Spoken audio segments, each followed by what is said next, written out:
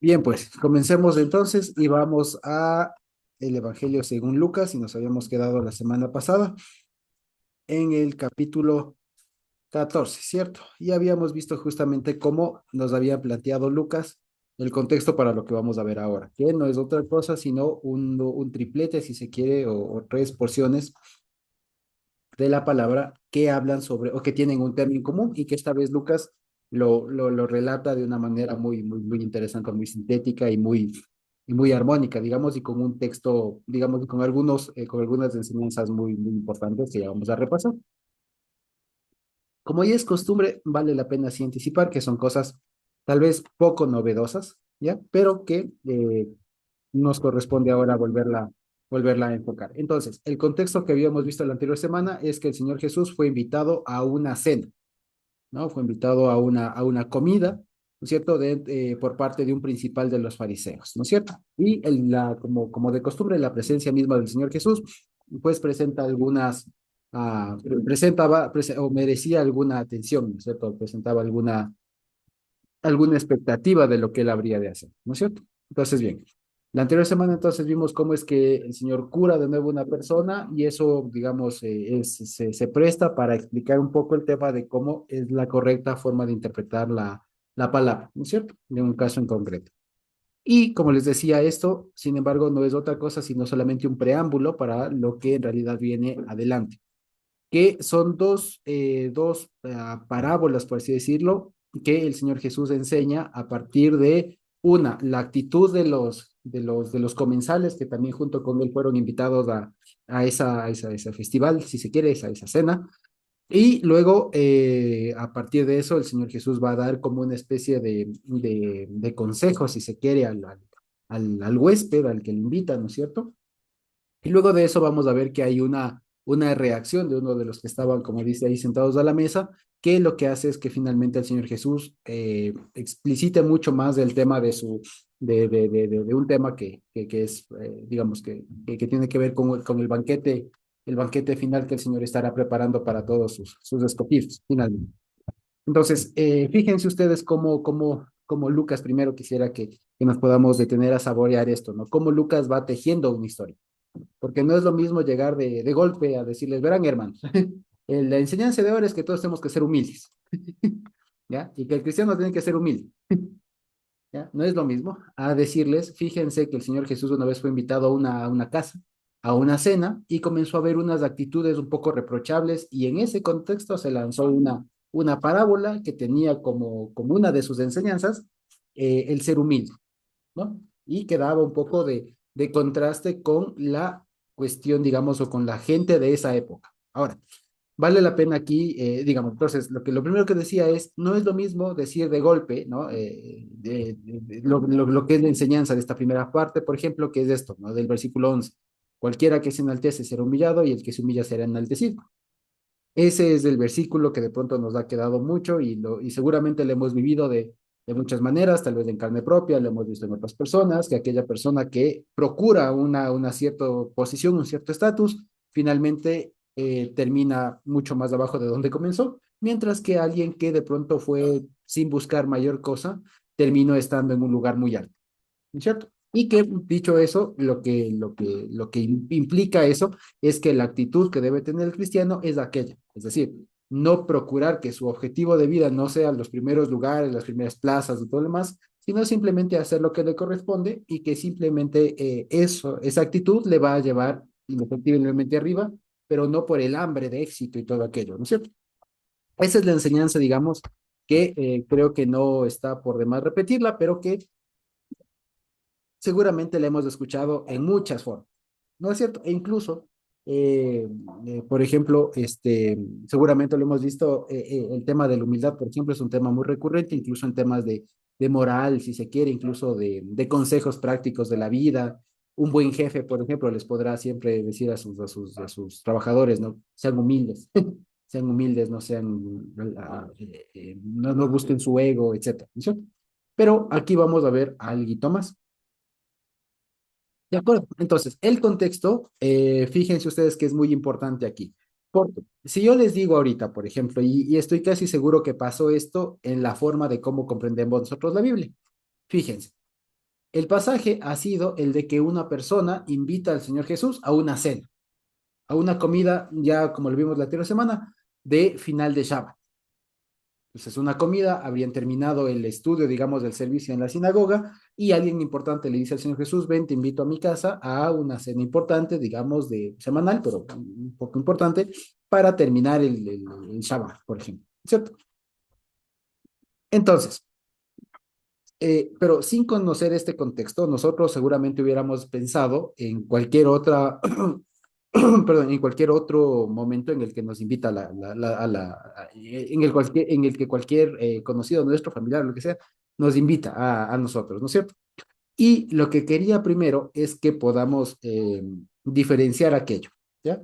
Porque las invitaciones que hoy podemos hacer, por ejemplo, si yo mañana les digo, hermanos, con todo el corazón, vean, bueno, tal vez mañana no, porque coincide con Shavuot, pero digamos que mañana no sea una fiesta, ¿cierto? Y les digo, mañana les invito a todos a una comida, están todos cordialmente invitados, vengan, no hace falta que traigan nada, está todo servido, vengan, les invito, sin ningún motivo en especial. No se siente igual, digamos, ¿no es cierto?, a lo que estarían viviendo acá, porque esto, como les decía, es una cena muy específica, muy especial. No es como lo que nosotros ahora, por ejemplo, hagamos, que nos invitan a un cumpleaños o nos invitan no sé, a la graduación de alguien o simplemente a una cena espontánea como la que les decía. No es así. Ya, esta es una cena específica que se ha convocado en ocasión del cierre del Shabbat. ¿De acuerdo? Entonces, para saborear un poco más la historia, hay que ponernos en las sandalias de las personas de esa realidad. Ahora imagínense, es decir, sería una cena bastante cotidiana, si se quiere. ¿Ya? Una cena que no era, qué bestia, la cena de Pesach, no es que era una cena que invitó a alguien importantísimo, o digamos, y exclusiva además. No, era una cena así, organizada por alguien, o por un dirigente de los fariseos, pero como tal, la ocasión no era especial, ¿ya? Era un cierre de Shabbat más. ¿De acuerdo?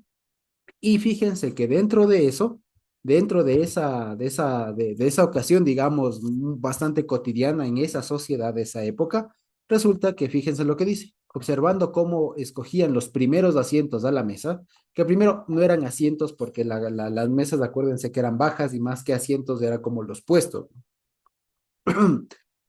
los puestos, es decir, los lugares, ¿no es cierto?, a la mesa, refirió a los convidados una parábola diciéndoles. Entonces, lo primero que el Señor Jesús aquí encuentra es que la gente tiene un apuro, digamos, por escoger los primeros puestos.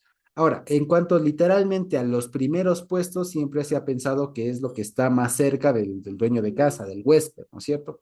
Pero independientemente de eso, de cuál es el primero y cuál es el último, por lo general uno tiene o inconscientemente hace una imagen de una mesa larga, de una mesa larga, entonces los primeros puestos son los que están más adelante y los finales son los de atrás y tal. Entonces, y en esa época sí es cierto que los puestos primeros, por así decirlo, los más relevantes, eran aquellos que en efecto estaban más cerca del huésped, ¿ya? Mientras que los del final, pues, o los que estaban más alejados del huésped, pues tenían un poco menos de relevancia, por así decirlo. ¿De acuerdo? Entonces, en este contexto, el Señor Jesús les dice y les cuenta una parábola. Y les dice, cuando fueran invitados por alguno a bodas, no te reclines en el primer lugar. Y fíjense, como les decía, aquí, este, fíjense que no les dice como en la Reina Valera, no te sientes en el primer lugar. Porque, por ejemplo, hoy ahorita yo estoy en una mesa, estoy sentado. Pero esta es nuestra cultura. En esa cultura, las mesas eran más bajas y lo que hacía la gente era reclinarse, sentarse casi que en el suelo, en algunos cojincitos, por así decirlo, o de plano ya en el suelo y recostados. Entonces, lo que dice el Señor es, no te reclines en el primer lugar, ¿ya? No escojas eso, ¿ya? Hoy sí diríamos, no te sientes, ¿ya? No sea que otro más distinguido que tú esté convidado por él, y viniendo el que te convidó a ti y a él diga, por favor, da el lugar a este. Y entonces comienzas con vergüenza a ocupar el último lugar. Mas cuando fueres convidado, ve y siéntate en el último lugar para cuando venga el que te convidó te diga, amigo, sube más arriba. Entonces tendrás gloria delante de los que se sientan contigo a la mesa. Porque cualquiera que se enaltece será humillado y el que se humilla será enaltecido. ¿De acuerdo? Entonces, fíjense, aquí hay una cuestión que, como les decía, a primera vista es una enseñanza bastante, digamos, incluso nada teológica, si se quiere, nada profunda, si ustedes quieren, es simplemente una cuestión incluso de simples modales, si se quiere, o de simple ser buen ciudadano. O sea, cuando llegues a un lugar, no te creas del mucho, no te pongas en los lugares más importantes, porque puede ser que realmente tú ocupes un puesto y después venga para alguien para el que estaba reservado ese puesto y te hagan retroceder y quedes mal. Mejor conoce tu lugar, conoce tu lugar, ponte en el lugar que tú estimes y seguramente te harán pasar más adelante, ¿no es cierto? Entonces está. Lo que implica aquí, fíjense ustedes, es algo muy interesante, porque aquí no está hablando, aquí está presuponiendo algo, está presuponiendo que independientemente de si está cerca o está lejos, pero está invitado. ¿Ya? Eso es lo importante aquí. Aquí lo que está diciendo es, está presuponiendo, partimos de la idea de que todos están invitados y solamente es la concepción dentro de la invitación del evento, la percepción que uno debe tener de sí mismo. Y como dijo ya el apóstol Pablo, nadie tenga, ¿cómo es que dice? Nadie tenga mayor concepto de sí mismo, ¿cierto? Que el que deba tener alguna cosa así dice, ¿no es cierto? Que de pronto alguien puede ver el versículo y ponerlo y sería buenísimo, ¿no?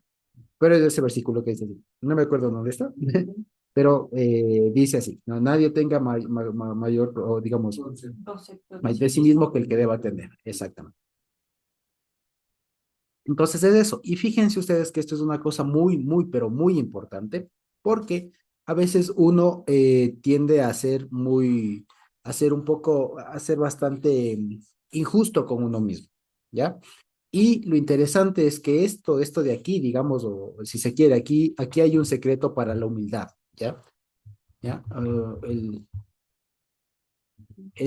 ¿Romanos cuánto? Romanos 12:13, ¿qué dice? Solo para leerlo, de 12:13. Dice, pero en la Reina Valera. Dice, digo pues a cada uno de ustedes, por la gracia que me ha sido dada, que nadie tenga más alto concepto de sí que el que deba tener. Más bien que piense con sensatez conforme a la medida de la fe que Dios repartió a cada uno. ¿Qué significa eso? Eso no es otra cosa sino la clave de la humildad, ¿ya? Porque a veces nosotros pensamos o a veces se cree que ser humilde es ser más bien como callado, ser como así medio, como ser un poco invisible, así como que venga, por favor, ya pase adelante. No, no, no, aquí estoy bien. No, no, no, no, ¿cómo se cree? Vea, sirva cestito. No, no, no, por favor, ¿cómo creen? No, no es así. Humildad en realidad es eso, es saberse autoevaluar. Eso es, ¿ya? Es ser justo, en dicho de otra manera, es ser justo con uno mismo, ¿ya? Eso es ser humilde. ¿En qué sentido es ser justo con uno mismo? Es decir, ni creerme menos, ni creerme más. Es decir, ni darme más de lo que me corresponde, ni darme menos, sino lo que me toca, ¿ya? ¿Ya? Eso es de la base de la humildad. ¿Ya? La humildad no es tampoco como lo que ahora se dice, una falsa modestia de que puede ser no sé, viene alguien ganando la medalla olímpica y diría, no, no, es una cosita así cualquiera que hice ahí, un detallito. No, o sea, no, ¿ya? Es un tema de, como les digo, saberse evaluar, saberse saberse juzgar como corresponde, no darse ni más ni menos. Esa es la clave de la humildad. Y de hecho, fíjense ustedes que esta conclusión que el Señor Jesús da es un eco de un proverbio. Es el eco de un proverbio y si lo podemos buscar sería buenísimo. Es el eco de un proverbio, se me va. Ahí está, Proverbios 25:6-7. Proverbios 25:6-7. Si de pronto alguien lo puede ver.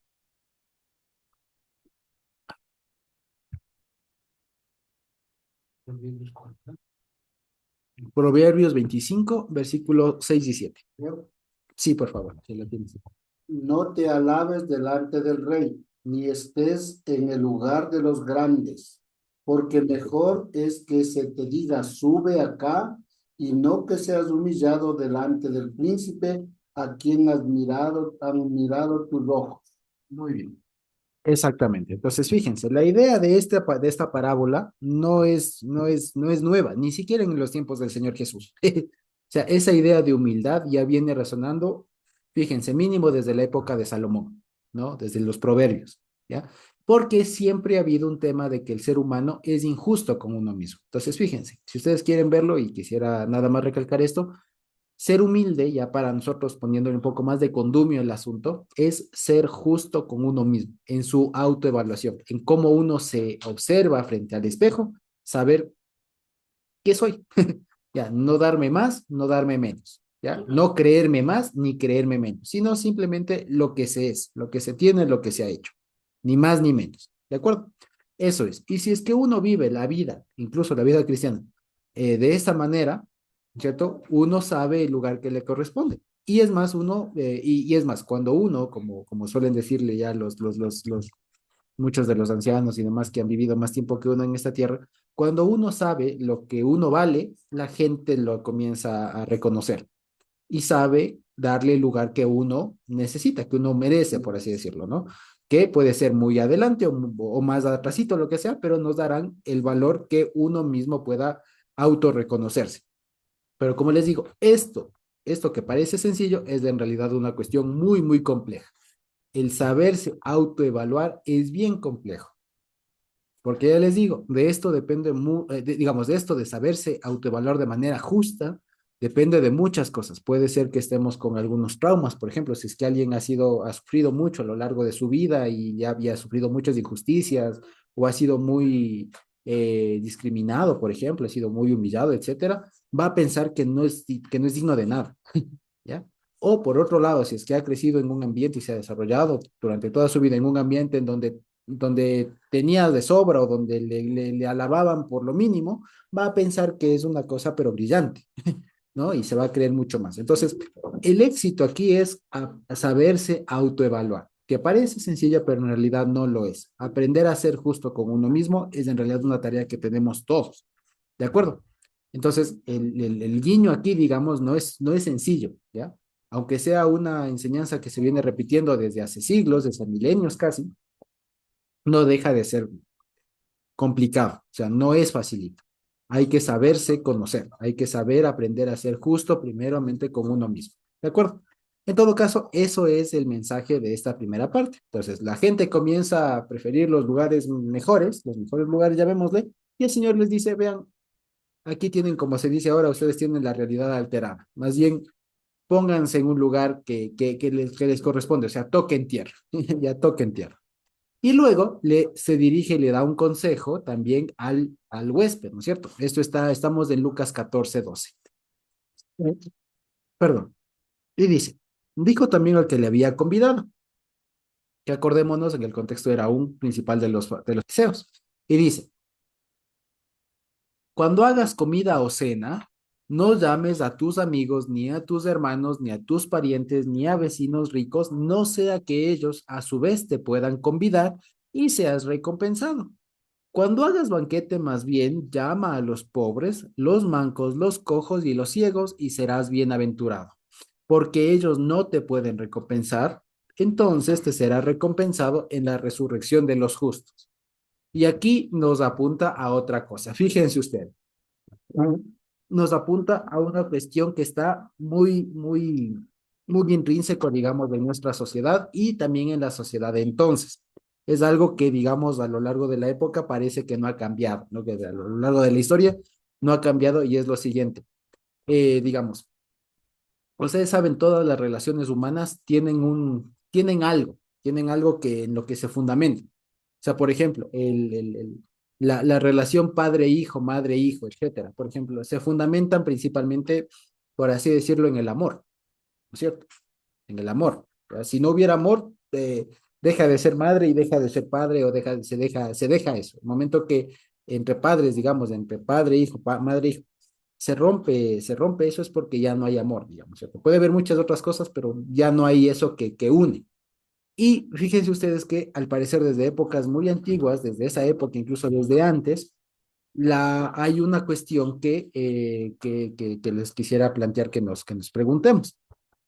Y es, por ejemplo, ¿qué nos une a nosotros como hermanos? ¿Qué es lo que nos une? ¿Ya? ¿Qué nos une? Pero genuinamente, ¿ya? ¿Qué nos une? En el mundo, les digo, lo que prima es la reciprocidad. Por ejemplo, si ustedes evalúan, yo me he dado cuenta, sí, lo he podido simplificar de esta manera, puede ser una super simplificación, pero me he dado cuenta de lo siguiente, que las relaciones humanas de amistad, de trabajo, de etcétera, sociales en general, están basadas mucho en la reciprocidad. Me saludas porque te saludo, ¿no? O al revés, te saludo porque tú me saludas, ¿no? Te reconozco como mi amigo porque tú me reconoces como mi amigo. Te invito a comer porque tú después me puedes volver a invitar a comer. Te ayudo si estás de necesidad porque cuando tú estés bien, tú me vas a ayudar a mí.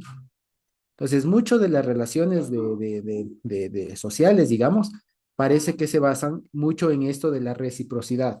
Y los mayores dolores que ha habido incluso en estos ámbitos sociales, fíjense ustedes, se suele dar cuando se rompe este tema de la reciprocidad. Si no, fíjense ustedes, alguien que ha sido muy buen amigo, ¿no? O ni siquiera tan buen amigo, pero amigo, ¿no? Y de pronto no le saludó, pasó por adelante y se hizo el loco y se pasó de largo. Semejante ofensa, ¿no es cierto? No me saludó. Nadie dijo, no me dejó de amar, no simplemente fue no recíproco, no fue recíproco, ¿ya? O si, por ejemplo, alguien pide ayuda y el otro no le ayuda, ¿cierto? Lo que solemos decir es, y fíjense ustedes, ¿no? Que suelen decir es, y eso que yo no le saco en cara las veces que yo le he ayudado, ¿cierto? Un montón de cosas. Entonces, fíjense ustedes que las cosas, o al parecer, uno de los valores, digamos, en los que parece que se fundan las relaciones sociales desde ese entonces y actualmente, es la reciprocidad. Es decir, ¿cuánto puede el otro hacer o en qué medida el otro puede hacer lo mismo por mí? Y en esa medida somos amigos. Es decir, somos amigos solo si es que tú puedes hacer lo mismo que yo puedo hacer por ti. ¿Ya? Eso parece ser la idea, ¿de acuerdo? Y parece que ese era el estándar, digamos, que había en esa época también ahí en esa sociedad. Y además también había otra cosa. Súmenle aquí a lo siguiente. Para nosotros hoy, por ejemplo, no llamaríamos a los pobres, a los mancos, a los cojos y a los ciegos. Seguramente por una cuestión incluso social, por ejemplo, fíjense ustedes, hoy si yo le diría a cualquiera de ustedes, hermano, no llame a los que le puedan recompensar una invitación, llame a los pobres, a los mancos, a los cojes y a los ciegos, lo que ustedes primerito, lo que de pronto nosotros como sociedad ecuatoriana hoy pensaríamos como una razón para no hacerlo es justamente su condición social, ¿sí o no? No le voy a invitar a un pobre porque es pobre, porque de pronto está sucio, de pronto no está adecuado. O no le voy a invitar a un manco, a un cojo, porque aparte de manco o cojo puede ser pobre.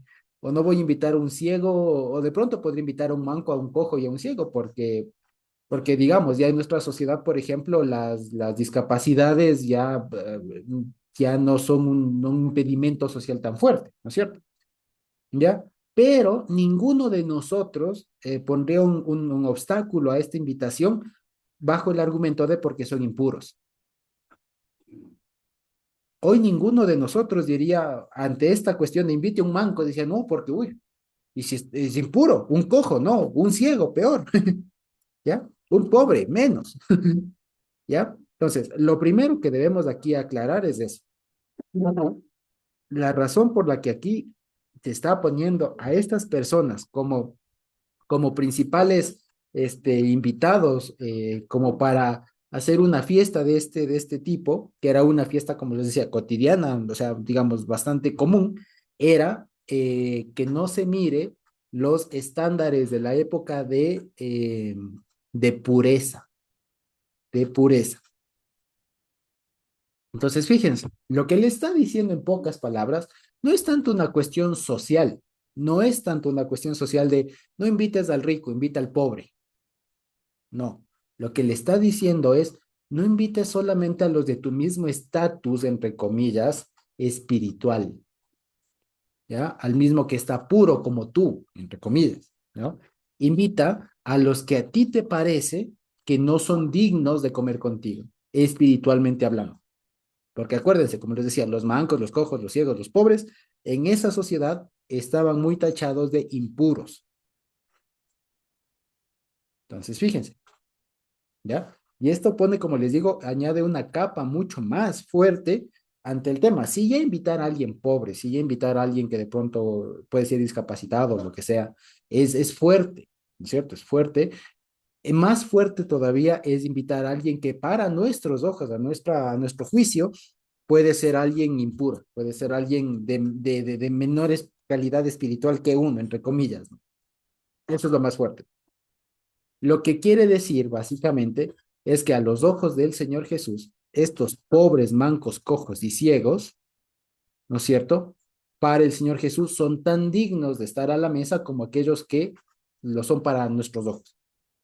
Dicho de otra manera, el Señor Jesús está aquí abriendo los ojos al huésped de esta cena para que vea más allá de su realidad social, sino que vea también la realidad espiritual de todas las personas. Y vea que los pobres, mancos, cojos y ciegos son tan dignos de esa mesa como todos los demás. La única diferencia es que ellos no le pueden retribuir, no le pueden invitar de vuelta. ¿Ya? Eso es todo. Pero espiritualmente hablando, son tan dignos de acudir a la mesa como cualquier otro. Y eso nos debería hacer mucho pensar a nosotros, especialmente ahora, porque ya les digo, en muchas iglesias en nuestra sociedad, por ejemplo, puede haber alguien pobre, digamos, o sea, alguien que esté en necesidad económica, puede haber alguien que tenga una discapacidad. Y seguramente no nos vamos a hacer los locos, ahora ya no nos, no, no, se ha, digamos, un poco, normalizado un poco la inclusión, digamos, ¿no? De esto, de ser más, digamos, de estos temas. Pero lo que sí no ha desaparecido es incluso hasta con gente no pobre o no manca, no cojo, no ciega, ¿cierto? Pero que nosotros pensamos que es de menor calidad, de menor calidad de espíritu. Entonces, eso es lo que no hay que pasar. Eso es lo que nos hace el llamado de atención, ¿ya? Ahora, estas categorías, digamos, si nosotros se dice técnicamente, si las abstraemos, es decir, si las categorizamos, fíjense ustedes, son gente a la que le falta algo,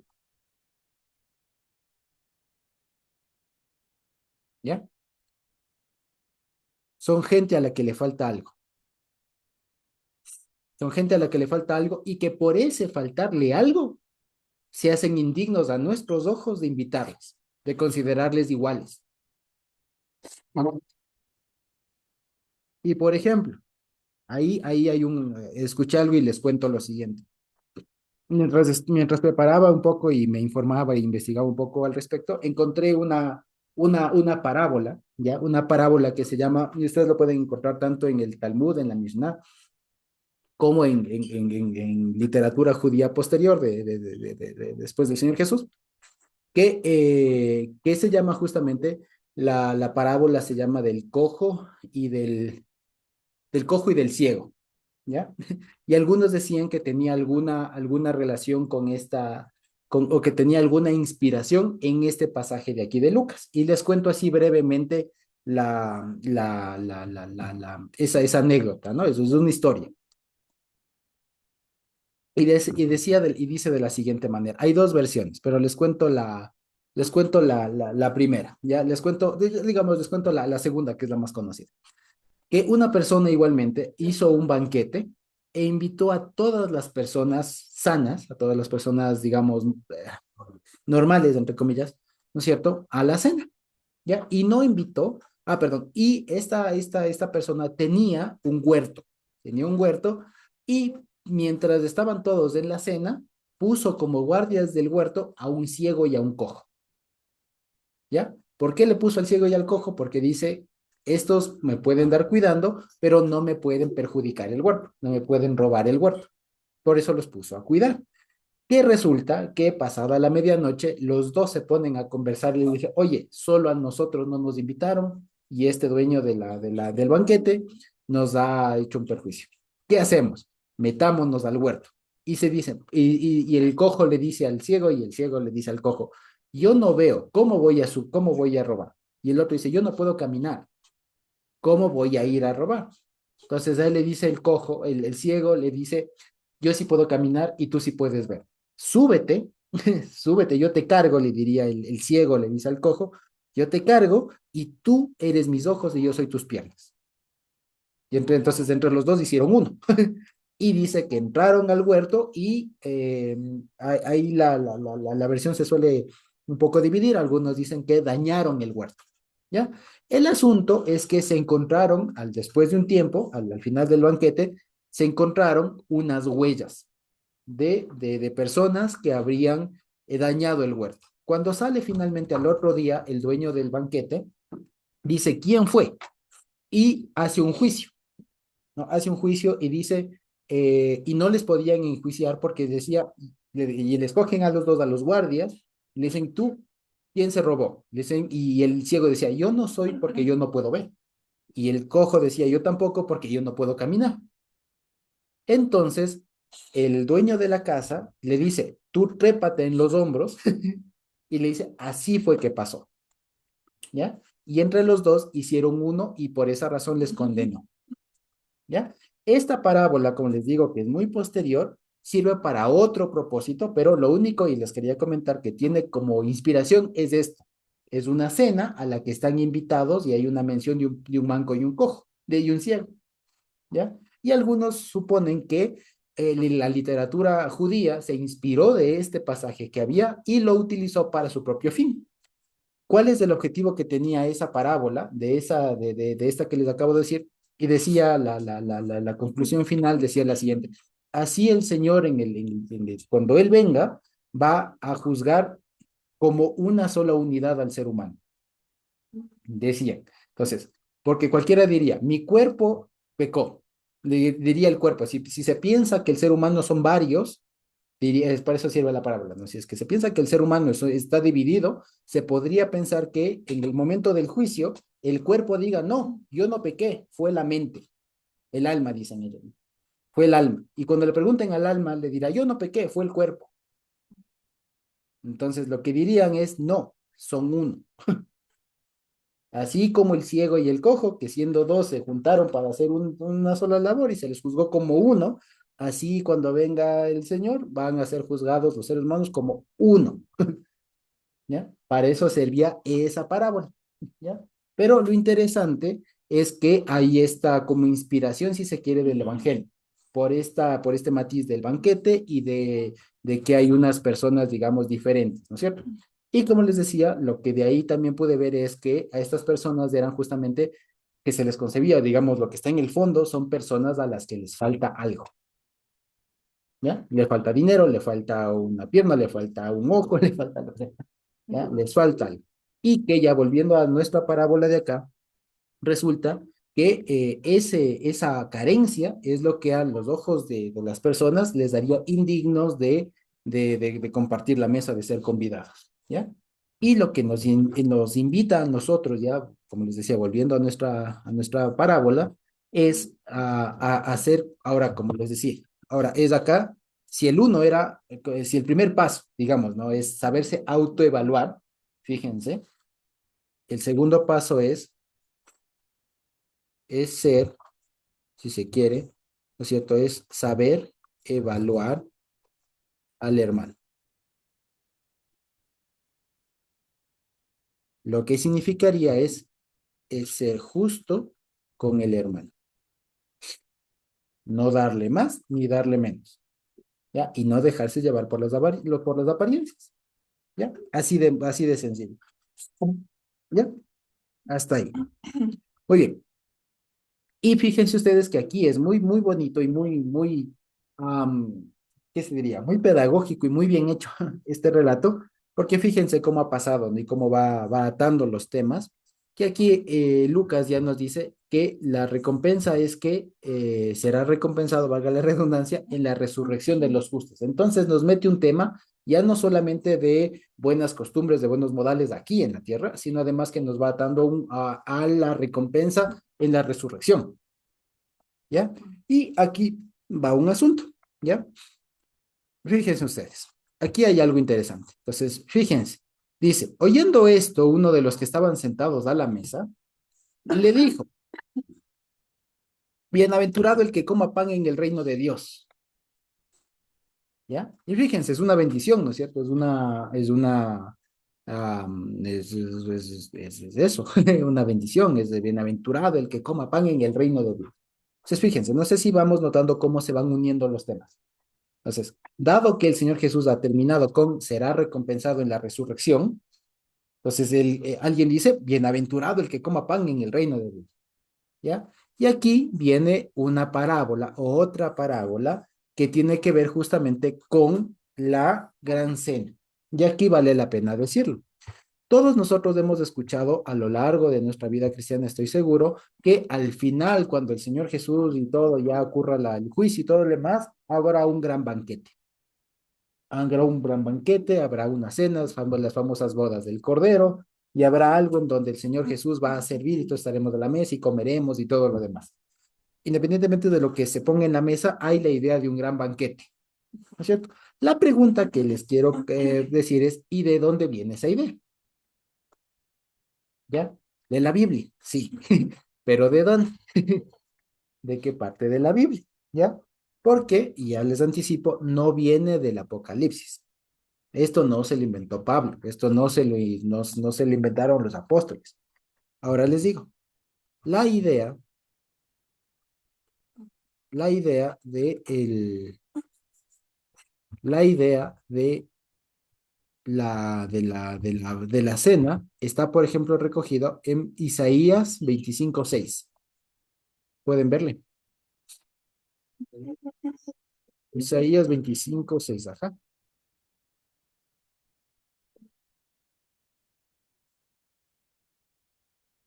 Isaías 25:6. ¿Cómo dice? Dice así, leo, Por favor. y Jehová de los ejércitos hará en este monte a todos, hará en este monte a todos los pueblos banquete de manjares suculentos, banquete de vinos refinados, de gruesos tuétanos y de vinos purificados. Muy bien, hasta ahí.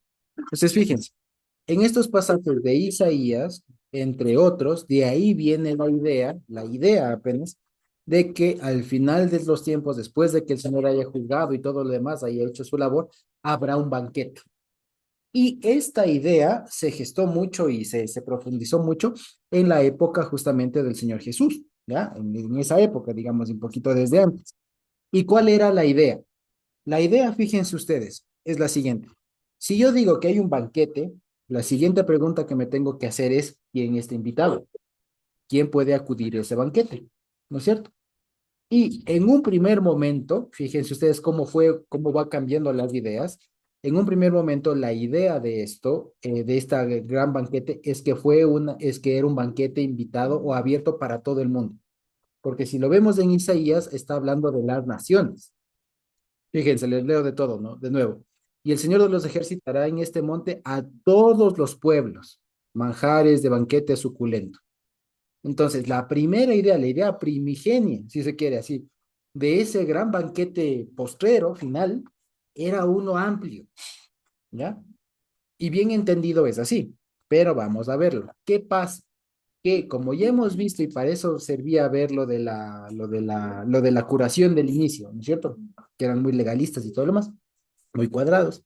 Entonces, resulta que con ese pensamiento, digamos, analizada esa idea de la cena postrera, final, amplia, analizada con mente cuadrada, con mente legalista, ¿qué pasó? ¿Cómo creen que terminó? Terminó con con una idea de una cena, pero mucho más exclusiva.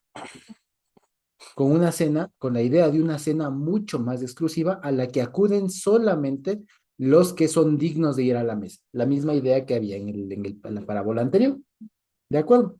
Entonces, los judíos, básicamente de esa época, los maestros de la época y todo lo más, consideraban que a esa cena final postrera irían solamente los judíos piadosos, por así decirlo. Y para ellos, judío piadoso eran aquellas personas, judíos, que observaban la ley a la manera de ellos, con sus interpretaciones, con sus códigos y todo lo demás. ¿De acuerdo? Entonces, ese era el candadito que habían puesto ellos. ¿Qué resulta? Aquí entonces el Señor Jesús tiene la oportunidad de hablar de ese tema y les explica cómo es que funciona la invitación a esa gran cena, a ese banquete final, ¿ya? A propósito de que este Señor ha dicho, bienaventurado el que coma pan en el reino de Dios. Entonces, en efecto, pero hay que ver quién es el que come, ¿ya? Y aquí va a chocar, como ya nos imaginaremos, va a chocar con lo que pensaba la gente en esa época, ¿ya? Porque, como les digo, aquí lo que está atacando, por así decirlo, el Señor Jesús, es la idea o la idea que la gente podía tener en esa época de quién era salvo, ¿ya? O sea, la idea de que cada persona puede juzgar quién es salvo, quién no, quién es más digno que el otro, ¿ya? Con eso es lo que está atacando, a esa forma de pensar, ¿ya? Y es lo que hay que en realidad extirpar de nuestro pensamiento, ¿ya? Y dice así, el 16 dice, Jesús le dijo, que esto además es una versión o es un reacomodo, por así decirlo, de la parábola del gran banquete, justamente que está en Mateo 22. Entre paréntesis, nada más como dato curioso, hay muchos que sostienen que la versión de Lucas es la original y no la de Mateo. Que Mateo hizo un reacomodo de esta parábola, porque tiene incluso algunos elementos que parecen un poco raros, un poco contradictorios. Por ejemplo, ustedes ya saben que aquí es la parábola de esta gran cena, es la que se organiza una gran cena, hay unos invitados, los invitados de uno en uno se van excusando y finalmente termina abriendo la invitación al que es y al que no es, como diríamos morochamente, ¿no es cierto? Resulta que esa idea después de en Mateo es un poco rara, porque resulta que después de haber abierto la invitación a todos, hay uno que está con ropa inadecuada y lo termina votando. Entonces, esas ideas un poco ahí, un poco raras, digamos, que se pueden explicar, ahorita no es el momento, pero hacen que se sospeche, ¿cierto? Y de manera mucho más detenida y todo lo demás, se afirme que en realidad el relato original o más original es el de Lucas y que Mateo se apoyó en este relato, pero le dio su propio giro, ¿ya? Eso básicamente. Entonces, eso como preámbulo de este pasaje. Ahora vamos a ver cómo lo cuenta Lucas. Dice así. Un hombre hizo una gran cena y convidó a muchos. En Mateo, vale la pena decirlo, es un rey que organiza una boda de su hijo, ¿ya? Aquí es simplemente un hombre hizo una gran cena y convidó a muchos. Y dice, y a la hora de la cena envió a su siervo a decir a los convidados, vengan que ya todo está preparado. Y todos a una comenzaron a excusarse. El primero dijo, he comprado una hacienda y necesito ir a verla, te ruego que me excuses. Otro dijo, he comprado 5 yuntas de bueyes y voy a probarlos, te ruego que me excuses. Y otro dijo, acabo de casarme, por tanto no puedo ir. Vuelto el siervo, hizo saber estas cosas a su señor.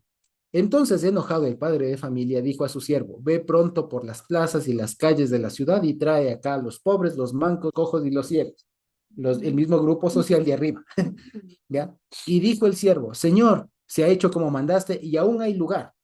Dijo el Señor al siervo, ve por los caminos, por los vallados y fuérzalos de entrar para que se llene mi casa. Porque les digo que ninguno de aquellos hombres que fueron convidados gustará mi cena. ¿De acuerdo? Entonces, fíjense, esto, como les digo, hay que entenderlo como una explicación, ¿ya? Como una parábola, o sea, explicar un tema complicado, ¿ya? Teológico, si ustedes quieren, a partir de una cuestión mucho más cotidiana, ¿ya? Y vamos a evaluarla de una manera un poco breve en virtud del tiempo. Dice así, fíjense ustedes, quisiera que esto lo podamos plantear como que si nosotros fuéramos el que invitó, como si cada uno de ustedes fuera el que invitó. Supongamos que hacemos la invitación, usted hace la invitación y dice, ya está todo, venga, ¿ya? ¿Qué opinarían ustedes llamémoslo así, de la excusa que da cada uno de los tres ejemplos, digamos, que ponen aquí? El uno dice, he comprado una hacienda, tengo que ir a verla, no voy. ¿Ya? El otro dice, tengo 5 yuntas de bueyes, voy a probarles, no puedo ir. El otro, acabo de casarme, no puedo ir. Pregunta, ¿esas excusas les parecen razonables, les parecen justificables?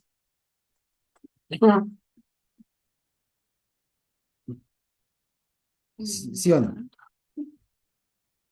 Por eso les digo, supongamos que hoy ustedes hacen una cena importante, lo que sea, un poco amplia y todo, y les invitan, y supongamos que alguien dice esto, híjoles, que justo me acabo de comprar un terreno y no puedo ir. El otro le dice digamos, comparándolo con algo de hoy, no. Vea, justo me acabo de comprar una herramienta de mi trabajo. Llámese una computadora, porque Junta de Buey era para trabajar. Justo me acabo de comprar una computadora. Tengo que ir a probar. Ya, un tractor, por ejemplo, ¿no? Luego el otro dice, vea, ahorita vengo del registro civil, no puedo, acabo de casarme. Bueno, de lejitos. El del matrimonio va y venga, El ya, matrimonio es otro hospital. ya va y venga. Pero en realidad, en conjunto, son excusas, como diríamos morochamente, son excusas baratas. Y resulta que, fíjense ustedes, ¿cómo se sentirían ustedes si le dan una excusa chafa? No solo mal, ofendidos. Lo que, Despreciados. exacto, despreciado. Y uno se siente, pero en realidad es una ofensa. Imagínense que ustedes arman un banquete para todos ellos, ¿no? Y de pronto el otro dice, no, no puedo porque es que me corté las uñas. Ya. O sea, así se escucha. Entonces diría, pero ¿qué le pasa? O sea, ¿ya? Fíjense, una vez más está trabajando con la idea de aquella persona que primariamente estaba invitado, resulta que al rato de venir no dio el ancho, no estaba preparado, no valoró, no supo comprender, no entendió de qué se trataba y despreció y no le importó simplemente. No le importó y dijo cualquier cosa. ¿Ya? Entonces, ante eso, ¿cuál es la consecuencia? Vaya y traiga al que es y al que no es. Pobres, mancos, cojos, ciegos. Es decir, todos aquellos que son un contraste total a los que originalmente estaban invitados. ¿No es cierto? Fíjense, pasó de invitar o de, digamos, pasaron de ser invitados un hacendado, ¿cierto? Uno que tiene animales y uno que está casado, o sea, que son personas socialmente relevantes, fíjense, a invitar a pobres, mancos, juegos y cojos, y a peregrinos, a los que anden por ahí. Es decir, a todo ese conjunto de personas que originalmente no estarían en condiciones de ir a una gran cena, ¿ya? De acuerdo, o sea, aquellas personas que, digámoslo así, serían indignas, ¿ya? Es como decir, fíjese, hablando en el tema de que venga alguien y le den su lugar, que es esa misma idea. Es como que si este dijera a mí, claro, me invitan porque tengo hacienda, ¿no? En cambio viene el pobre y a mí me invitan porque es que no tengo nada. Entonces el uno tendría razones para pensar que es digno de estar a la mesa, el otro no tiene nada. Explico. Lo que implica, y fíjense, ya podemos verlo, es la idea, como les digo, lo que está enseñando aquí el Señor Jesús no es otra cosa sino que eso, la idea, o está, como les decía, pugnando con la idea o con esa presunción que solemos tener las personas de directamente juzgar quién sí y quién no. ¿Ya? Por esto que les digo, hay unos que nosotros diríamos, ¿cómo no va a ser digno de ir a la mesa el que tiene hacienda, el que tiene bueyes y el que está pasado? Pero simplemente a ellos no les invita, les desinvita. Y en su lugar invita a aquellas personas que socialmente y incluso ritualmente serían indignos. Fíjense. De tal manera que aquí se ve, como les decía, y esto es una cuestión que de hecho el Señor Jesús, como les decía, no pasa con esto, parecería que entonces el Señor Jesús con esto pasa a dar un nuevo sentido o a darle de nuevo el sentido original de la invitación a la fiesta, a la cena, al banquete final, que en un inicio fue abierto a todos, después la tradición, la interpretación lo hizo muy cerrado, y aquí el Señor Jesús le dice, no, es al que quiera, al que Él invite. Si es que es pobre, cojo, ciego, no importa. Si es que está en el camino, vaya pasando, mételos. Entonces, fíjense cómo el Señor Jesús incluso retoma esa idea de que al final en ese banquete estarán de todo lado. No hay restricciones. Será también que de alguna forma el pueblo de Israel se creía el pueblo elegido, como en este caso de los potentados, ¿no? Ujú. pero ante el rechazo de él, y claro que dice la palabra también que a los suyos vino y los suyos no les recibieron. Exacto. Entonces el Señor lo que dice allí en esta parábola es, no, ellos que fueron invitados despreciaron, pues ándate a los caminos, pregona ya, invita y tráelo. Ajá. Entonces allí está hablando también respecto de esa invitación posterior que se va a hacer a los gentiles, También, y a todo mundo en realidad. O sea, a todos. aquellos, ¿por qué, digamos? ¿Por qué también? Y es cierto, pero no solo a los gentiles. Digamos, esa es la visión cristiana tradicional. El judío, porque fíjense, ese es un sesgo que hay en el cristianismo. Pensar, el judío por antonomasia se creía salvo y ese fue el excluido, entonces ahora se votó a los gentiles. Y no necesariamente, porque acuérdense que incluso dentro del mismo judaísmo había gente que se creía más santa que otra. Entre ellos los fariseos que se creían los más santos y despreciaban al pobre, al cojo. Entonces, lo que aquí está haciendo no es un tema necesariamente o solamente, digamos, de este tipo de, digamos, de enseñanza que se suele hacer como para justificar este tema del reemplazo, ¿no? De antes era Israel, pero como Israel no quiso, a la iglesia, los gentiles. No, en realidad es un tema social mucho más genérico, si se quiere.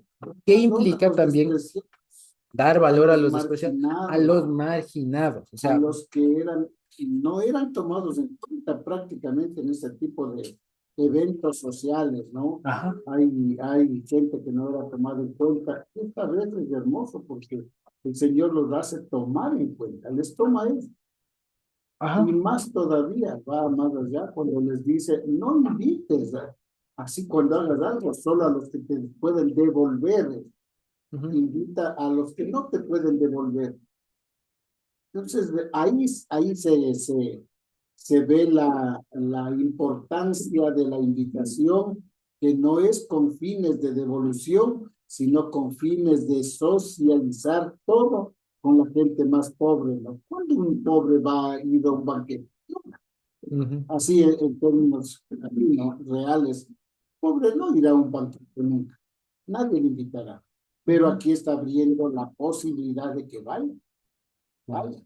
Y al hombre que invita, que no espere que a él también le van a invitar luego. Ujú. Entonces, que haga una cosa desinteresada, que se preocupe por aquellos desposeídos, por aquellos que a lo mejor nunca comerán una comidita que se come en una fiesta de este tipo, ¿no? Ujú. Entonces, así le veo de pronto esa apertura que Dios da a aquellos marginados, a aquellos que no eran tomados en cuenta. Exactamente, tal cual. Y además de lo social, lo que les decía, lo espiritual, ¿no? Porque ya les digo, por ejemplo, hoy, exactamente, o sea, y lo que quiero decir es, ¿por qué? Por ejemplo, que no ha faltado a veces que uno dice, no, sí, en cualquier iglesia, en la iglesia X, en la congregación X, ¿no? Sí, hay un hermano que siempre hay alguien que de pronto que no da alguna cosa que uno dice, pero que cómo va a ser salvo, o alguna cosa así, o sea, esas cosas de que uno irlas repensando, ¿ya? Esas son las cosas que uno tiene que ir repensando, que uno no puede simplemente decir, le invito al hermanito porque ha dado frutos, porque sí, ¿cómo no va? A ese, claro, no, a ver, invítele al que usted cree que no es, al hermano que usted cree que no da pie con bola, por así decirlo, hablando ya así, digamos, porque así suena, porque así sonaba invitar a los pobres a los bancos de los ciegos. Así sonaba, o sea, invite a ese hermano que usted ve que ya va 20 años y no, Y parece que no. a ese invite. No invite al hermano que ya sabe, ahí del instituto bíblico, ya predica. A ese no le invite. Invítele al que está ahí sin poder, por así. Y El que usted muchas, cree que está sin poder. y muchas veces, Josué, Jesse, hermanos, uno aparentemente juzga con juicio no justo, porque muchas veces uno ve al que está delante, al que está haciendo cosas y dice, qué activo que es. Y yo he conocido gente que no pasa adelante, no dice nada, pero trabaja como hormiguita en la obra del Señor. Ajá. Entonces, eso también es un reconocimiento que el Señor está haciendo a través de esta parábola de aquellos que no trabajan para que les vean, Ujú. Y como la palabra mismo dice, ¿no? Y el que hace en secreto, Dios le recompensará en en público, público, dice, ¿no? exactamente. Entonces a esta parábola está conjugando todo eso para dar importancia y valor a aquel que hace las cosas en secreto, no está haciendo que, como dice él mismo, que le hagan fiesta delante de él, que le toquen ningún instrumento ni nada, sino lo hace en secreto, lo hace en secreto para Dios. Ujú. Entonces Dios está valorizando todas esas cosas y está también haciéndole pensar al que cree que está adelante, porque él brilla, hace todo, cree que ese es el hombre, ¿no? O esa es la mujer, y no lo es. Ujú. Y no lo es porque Dios mira no tanto lo que se dice o así, sino el sentir de su corazón, con qué sentir lo hace. Ujú. Exactamente. Exacto, entonces lo que nos lleva a nosotros es justamente eso, a reevaluar nuestros propios estándares. A eso nos debe llevar, a reevaluar nuestros propios estándares. Porque ya les digo, es como, exacto, o sea, pero digamos, pero los estándares que incluso nuestra propia experiencia cristiana nos ha puesto, lastimosamente, a veces para bien, a veces para mal. Porque, por ejemplo, si yo les digo, descríbame una persona espiritual, les aseguro que estarán ahí pensando en una persona que se madura, que se levanta ahora, que levanta y tiene una hora, media hora de devocional, que ora para dar gracias a los que da ayuda, que no sé qué, que no sé cuánto, no sé qué. O sea, una persona que honestamente muy pocos existen, Ujú. ¿ya? Porque no todos vivimos una vida así, ¿sí? Entonces, ya les digo, y a veces uno se ha dejado imbuir de estas ideas de perfección, así de que verá todo cristiano santo, puro, tiene que tener un tiempo de despertarse temprano, porque dice de mañana te buscaré, de mañana, sé qué, entonces hay que despertarse y de noche orar y con la familia y todos los días, no sé qué, no sé cuántos ponen unos estándares muy altos y resulta que a veces uno no alcanza a cumplir eso por la realidad que uno tiene. Y peor aún, a veces ni uno cumpliendo eso le ve a otro que está peor que uno, que no alcanza y pecador. ¿Me explico? Entonces, lo que nos debe llevar a todo esto es a reevaluar esos estándares que nosotros puede que tengamos. Entonces, por ejemplo, ya les digo, eh, eh, ¿qué les digo? Por ejemplo, ahora con el NOAC, por ejemplo, nosotros, nos cuesta mucho, porque el NOAC está chiquito, por ejemplo, sentarnos a la mesa y tener un devocional así de noche. Por ejemplo, que a la noche se nos complica un poco, porque es que el niño está inquieto y todo, y no le puedo todavía al guagua sentarle y decirle, verás, en el principio Dios creó los cielos y la tierra, y todo, no, no puedo todavía. Claro, o verás, es que aquí dice Bereshit, no puedo, todavía no puedo. Se hace de otra forma, digamos, ¿no? Se hace de otra forma con una historia y todo lo demás, y todo, y tratando incluso de que el guagua capte y todo, ¿no? Pero es muy complicado con el niño que quiere caminar, o sea, su preocupación es que quiere comenzar a caminar. Y en eso ponerle y sentarle, o sea, me explico. Se ¿Ya? distrae. Se distrae, no hay cómo. O sea, ahí, por ejemplo, si es que alguien de pronto muy rígido me evaluaría a mí, diría, pero hermano, ¿cómo no le enseña a su hijo? ¿Me explico? O ¿cómo no todos los días? Bueno, no todos los días, a veces se puede, ¿ya? Pero eso no significa que no se haga. ¿Explico? ¿Ya? Por ejemplo, yo les digo, en mi trabajo, yo les pongo a mí, les hablo de lo que yo vivo. En mi trabajo, por ejemplo, yo a veces no puedo hacer una oración como uno a veces está acostumbrado a hacer en casa por los alimentos, por ejemplo. Porque resulta que como con 5 más, con 20 más, y están ahí todos conversando y ya hablan y se sienten y comienzan a comer. No puedo decirles yo, esperen, voy a dar gracias. A ver, cierren los ojos, digan a mí. No puedo. Digo, no puedo, pero tengo que hacer, y eso no significa que no dé gracias al Señor, los alimentos, ¿ya? Pero lo hago dentro de mis posibilidades, ¿ya? Dentro de lo que en este momento me toca. Y así cada uno. Entonces, por eso les digo, siempre hay que reevaluar o es que estar evaluando esos estándares que a veces nos ponen. Porque ya les digo, una cosa es el ideal de cristiano, de padre, de madre, una cosa es el ideal y otra cosa es lo que dentro de cada realidad nuestra nos toca cumplir y a dónde nosotros podemos alcanzar de manera satisfactoria, ¿ya? Entonces, eso es una cosa, eso lo he alcanzado, lo he visto mucho, por ejemplo, ahora con el NOAC, por ejemplo. Ustedes saben, los niños cuando nacen tienen una curva de crecimiento, ¿no? Tienen una curva de crecimiento y hay rangos. Entonces, si es que algo he aprendido en este tiempo, es que no necesito estar, tiene rangos, ¿no? Una línea verde, que es la línea ideal, luego tiene un rango que es un verde, ¿no es cierto? Que si está en ese rango, no está en la línea ideal, pero está creciendo, está en el rango bien. Y se pasa de ese al rango de abajo, ahí preocupes, ¿no? Y si se pasa de la línea verde al rango de arriba, también preocúpese, porque, porque no es normal que crezca así tan rápido un niño, ¿no? O tiene obesidad o alguna otra cosa, ¿cierto? Entonces, si es que algo he visto es que justamente estos temas de crecimiento y todo lo demás son de rangos que va cada persona. Entonces, no le puedo evaluar yo a alguien de 20 años, incluso si hoy conocieran dos personas al Señor Jesús hoy, no les puedo evaluar igualitas al cabo de 20 años. No les puedo evaluar y ponerles del mismo estándar. Usted ya debería. No lo sé, ¿ya? Ciertas cosas sí, ciertas cosas no. ¿Ya? Pero, como les digo, lo más importante es que en esto, a partir de esto, nos reevaluemos esos estándares que uno puede tener porque son peligrosos. Porque son peligrosos porque pueden derivar a esto, a condenar a alguien que no lo sea.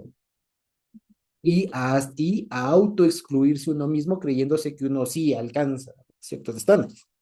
Porque yo sí A, B, yo sí tal, yo sí tal, yo sí tal. Como el fariseo, ¿no? Que entraba y yo gracias porque no soy como este pecador.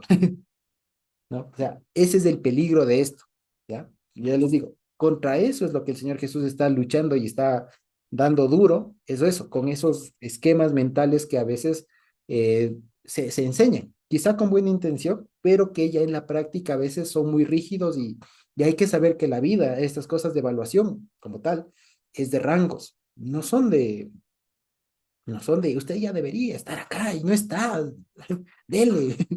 No sigue. Claro, no sigue la curva de crecimiento espiritual. Digo, bueno, resulta que, no sé, el señor, claro, usted conoció al Señor de niño y resulta que el hermano conoció al Señor a los 40 años, pues no le voy a exigir lo mismo, ¿ya? O usted conoció al Señor Jesús de soltero y resulta que él conoció de casado y con 3 hijos. Digo, ya, o de divorciado, o de viudo, lo que sea, o sea, es totalmente diferente y por eso es que los rangos de crecimiento y todo lo demás y de lo que debería ser, tiene que ser muy, muy mesurado. No es tan sencillo lanzar un tema pero ya no es tan sencillo. Y aquello que, por ejemplo, dice el apóstol Pablo, lo hace justamente conociéndoles tal como les conocía a los hebreos. O sea, ustedes, no dice la iglesia, ustedes hebreos, ustedes. Ya debiendo ser maestros, ustedes no lo son. Ya, pero ese es el caso de ellos. ¿Ya? Pero eso no se puede nomás extrapolar a todo cristiano que pase de 10 años, de 15 años, ¿no? Alguien de 10 años, tranquilamente les digo, como para que veamos, así, tal vez diga un exagerado, ¿no? Algo exagerado, pero alguien con 15 años de cristiano tranquilamente puede no haberse leído toda la Biblia y no necesariamente estar mal. ¿Me explico? ¿Ya? Porque pueden haber circunstancias que le hayan llevado a no lograrlo hacer, pero habrá que ver si es que cumple otras cosas. ¿Me explico? No, pero no por lo que quiero decir es, en el ejemplo, ¿no?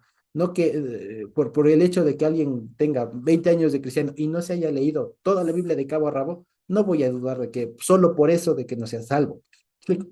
¿Ya? Se puede decir que tal vez haya tenido una enseñanza, un aprendizaje deficiente, puede ser.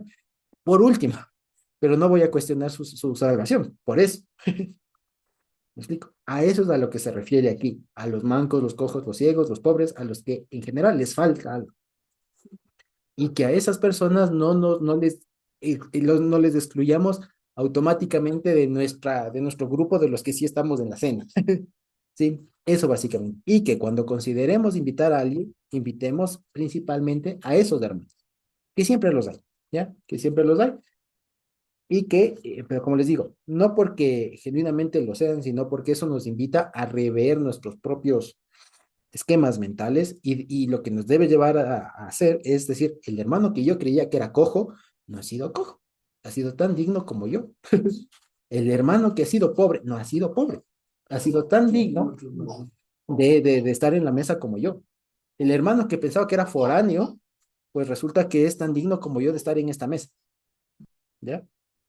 Y se merece su puesto Por en eso tal lugar. también dice el Señor que no juzguemos, no juzguéis, dice, y no seréis juzgados. porque yo puedo dar fe de que he conocido hermanos que jamás fueron a la escuela y he conocido gente que tiene instrucción universitaria y el uno tiene una forma de crecer diferente al otro y uno pensaría que el que nunca fue a la escuela, nunca ha leído, nunca ha hecho nada, va a ser más, digamos, duro de conocer al Señor, de crecer y de todo. Y he conocido que en la sencillez y en la humildad, en esa gente hay un nivel, tal vez no hay conocimientos escatológicos ni ninguna cosa, pero sí aprendieron a amar al Señor y amar al prójimo. Y cuando viven en esas dos realidades de amar a Dios y amar al prójimo, se da un crecimiento extraordinario, extraordinario. Entonces, Dios sabe cómo trata a cada uno. Uno pudiera decir, no así a priori inclusive, pero ¿cómo es posible que usted no se ha leído toda la Biblia? Tal vez a lo mejor algunos no tienen ni Biblia. Yo conocí hermanos que no sabían ni leer ni escribir. ¿Cómo le digo que lea la Biblia? Conocí un hermano que ya murió hace años. Él dibujó con la primera vez que le dieron una Biblia, por donde comienzo, ¿qué es esto? Y orando al Señor, porque era un hombre de oración, y cogió desde Génesis y dibujó como 17 capítulos de la Biblia. Y eso lo teníamos como tesoro para dar testimonio, porque no podíamos decir, él escribió, él dibujó las letras.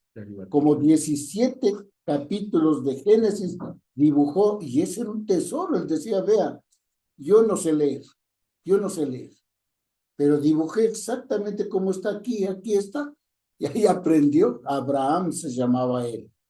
Abraham Simba se llamaba, ¿sí? Entonces, yo he conocido gente tan humilde, tan sencilla, y permítanme ponerles un ejemplo aquí, ¿no? Un ejemplo aquí que esto sí pasó en el Oriente y sirvió para como testimonio. Fueron allá unos catedráticos universitarios muchísimos años atrás. Y ahí en los ríos, pues, ¿no? Que son caudalosos. Hay gente muy humilde, gente de allí, de una de las tribus, que, a ver, ven vos, canoero, ven acá, pásanos de aquí al otro lado. Ah, ya, le dice, ya. Y entonces cogió él y con sus remos iba llevando el caudal allí. Oye, tú, le dice uno, ¿has estudiado física vos? No, señor, no sé ni qué es eso. ¿Has estudiado vos tal cosa? Y le iban así preguntando. Uf, no has hecho nada en tu vida. Has perdido tu vida, no sabes nada. Y uno hasta se atrevió a calificarle de ignorante. Cuando más allá la corriente arrecia y le dice, señores, ¿ustedes saben nadar? No, le dice, pues van a morir porque aquí el río es correntoso y a lo mejor nos vamos a virar. Aquí se salva el que sabe nadar. ¿Quién se salvó? Él. Y los intelectuales, profesores y doctores y todo, murieron ahí, murieron ahí. Entonces llega un momento en la vida que uno a veces dice, no, este es sabio, este es tal y cual. Esto otro dice, no, Dios no mira con los ojos que nosotros miramos. Él mira más profundamente y puede ser el hermano más humilde, puede ser el hermano más espiritual, puede ser el hermano que parece que más descuella, brilla y todo eso, pero puede que no sea tan así, o sea, solo para que le vean. Exacto. Dios mira con ojos de verdad, con ojos exactos de justicia. Lo que nunca uno tiene que es que andar comparándose con nadie.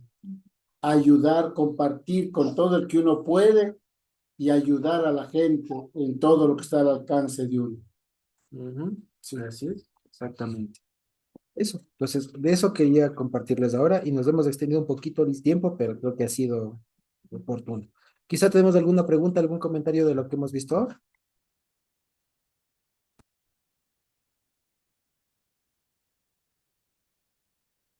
¿Alguna pregunta, algún comentario por ahí? Tianita. Sí, gracias, Josuecito. Muy interesante, muchísimas gracias. Me llamó la atención dos cosas. La primera es que en este mundo puede haber mucho interés en las personas en convidar a otras porque van a recibir un beneficio. De hecho, en ciertos grupos o ciertas élites se apoyan muchísimo, ¿no? Unos con otros. Entonces, nosotros no somos llamados a tener ese tipo de actitudes, sino que si hacemos algo por la sencillez de hacerlo, ¿no? No buscando el propio interés. Ya, eso lo uno. Lo otro, respecto de la humildad, sí, ha sido muy valioso lo que tú mencionaste, sí, con uno mismo, ni más ni menos. Y también con las personas, ni más ni menos, o sea, siendo sabios para tratar a las personas. No, no sabemos cómo acaban de intervenir, no sabemos qué es lo que pase con la persona. Sin embargo, también, no por eso vamos a estar cercanos con todo mundo, porque incluso cuando una persona es amonestada por temas de la palabra, sí, y ya pasa ciertos niveles, ¿no? Y no mismo, y la persona sigue en lo mismo. No encuentro el versículo en el que dice, con el tal ni comas. O sea, hay un punto en el que en realidad se nos exhorta a no buscar más la comunión con esa persona. Entonces, un poquito también esa humildad también como para ser sabios y saber hasta qué punto sí y hasta qué punto no. Sí, exactamente. Hay dos reflexiones a propósito. Muy bien lo que ha dicho Dianita, pero digamos, a ver, eh, ¿qué es lo que está mal? Digamos, ¿qué es lo que está mal aquí? Tener solo la opción de invitar a los que nos pueden retribuir. Eso es lo que está mal, hacerlo solo con. Tampoco lo que no quiere decir la parábola es ahora invite solo a los otros. No, lo que está mal es hacerlo solo con. Pero si yo invito un día a los que, a mis semejantes, puedes decirlo, entre comillas, y al otro día invito, pero esa no es mi forma de actuar siempre, no tengo ningún problema. En ese sentido, nada más matizar esto de que estamos llamados a hacer solo lo otro, no, en realidad estamos llamados a ser equilibrados. Eso nada más. Luego, lo otro que decía justamente, el tema, por ejemplo, matizar también otra cosa. Porque no nos olvidemos que sí es cierto lo que decía Dianita, que hay momentos en los que ya no se debe insistir con algunas personas. Lo que pasa es que esos casos no son puestos o no deben ser determinados de manera individual y nunca han sido casos que se determinaron de manera solita. Yo ya vi que tres, cuatro veces yo ya le prediqué, no hizo caso, ya, hasta ahí. No, porque nosotros de manera individual no somos nadie para hacer ese tipo de juicios, sino la congregación. Cuando el apóstol Pablo dice, con el tal ni siquiera comáis, está implicando que hubo un juicio de parte de toda la congregación en la que se dispuso, se acordó que esa persona no debe ser incluida, por ejemplo, por determinada cuestión que se probó, que se siguió su debido proceso. Entonces, eso nada más. Entonces, no es tampoco como, no es tan sencillo como decir, no, ya le dije 4 o 5 veces, 3 años, 10 años, 20 años, la persona no cambia. Hasta ahí. Puede ser una medida sana, digamos, de familiar o lo que sea, pero eso, si es que es especialmente dentro de una congregación, etcétera, que se va a tomar esa decisión, se debe tomarla, justamente es una decisión que se debe tomar y se debe tomar de manera más, digamos, por parte de autoridades de una iglesia, ¿ya? No solamente de parte de uno solito, porque puede haber un riesgo. Supongamos que yo no sé, que viene alguien nuevo, ¿ya? Y ve y dice, no, con ese hermano ni se junte. Ya se puede desdibujar a un mal testimonio alguna cosa. Por lo tanto, siempre que haya esos casos que son muy específicos, es porque ha habido antes un juicio de parte de la congregación como tal respecto de esa persona. Nada más eso. Entonces, tampoco estamos llamados a hacer un juicio, una vez más, un juicio muy, muy fuerte y así solitos y así sea un tema muy evidente. ¿Ya? No es así, no es así. Para eso están las autoridades de la iglesia y para eso estamos todos. ¿ya? Y para eso está el procedimiento que incluso el mismo Señor Jesús le dijo, de si es que alguien no te hace caso, ve, toma un testigo, si no hay testigos, y si no te hace caso con testigos, ve, llévalo a la congregación, y la congregación le puede expulsar, ¿ya? No es solamente de, si tú has visto que 5 años no te hace caso, ya exclúyele, no, no es así. ¿Sí? Eso nada más. Con esos matices creo que estaríamos de acuerdo. Sí, muy bien, Josuecito. Pero Ujú. claro, ¿no? Ahora nuestra sociedad en el mundo en que nos desenvolvemos no es 100% congregación. Claro, pero aún eso, o sea, pero aún esas cosas que no son congregación deberían ser en su momento también analizadas. ¿Me explico? O sea, aún esas. O sea, si por ejemplo, como vemos que hay algo, vemos que hay algo que es muy perjudicial, qué sé yo, supongamos que hay una aplicación que está muy de moda y que es muy peligrosa, bueno, reunámonos, conversemos y vemos qué hacemos como congregación. ¿Ya? Porque aquí pasó tal cosa, aquí pasó otra. O sea, me explico. O sea, siempre es bueno darle un peso de congregación a algo muy puntual. ¿De acuerdo? Porque ahí vienen los temas. Y por eso han habido muchos pleitos, por lo general, en iglesias, en congregaciones, porque como no hay consenso en esto, y no ha habido una autoridad que lo zanje, después a una persona sí lo hace, el otro no, el uno sí se lleva, el otro no se lleva. ¿Me explico? Entonces, de ahí la necesidad de que sea un tema muy, de que sea algo que se dialogue entre todos, que se considere en la congregación y de así en congregación se decida. Ujú. Entonces, no es tan sencillo incluso con las cosas del mundo. Ahora, es cierto que habrán casos muy puntuales en donde ese rato a mí solito me toca decidir, ahí sí, ¿ya? Pero aún en esos casos es bueno que después se comente con la congregación, con los hermanos, decirles, vean hermanos, me pasó esto, actúo de esta manera, juzguen ustedes si es que hice bien o mal. ¿Me explico?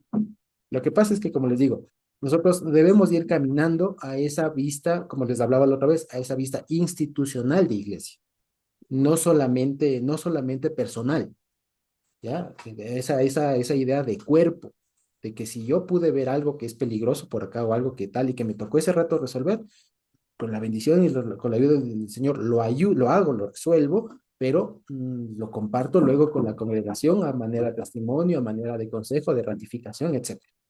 ¿Ya? Eso es lo que debería pasar, ¿ya? Porque no somos eh, órganos sueltos. Esa es la idea, como dice mi esposa acá, de cuerpo. Es lo que debería pasar y eso estamos llamados todos y a eso deberíamos caminar, ¿sí? Excelente, Josuecito, muchas gracias. Eso, exacto. Muchas gracias, Janita. Entonces, no sé si tenemos alguna otra pregunta, algún otro comentario.